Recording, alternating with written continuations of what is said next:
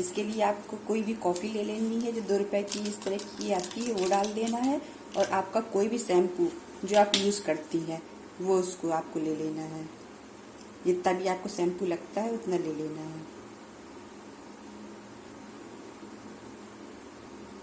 और इसमें से थोड़ा सा पानी मिक्स कर लेना है।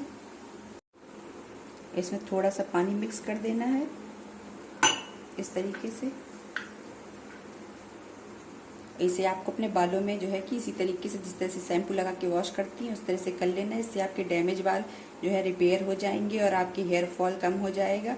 इससे आपके बालों की ग्रोथ बहुत बढ़ जाएगी। Thank you.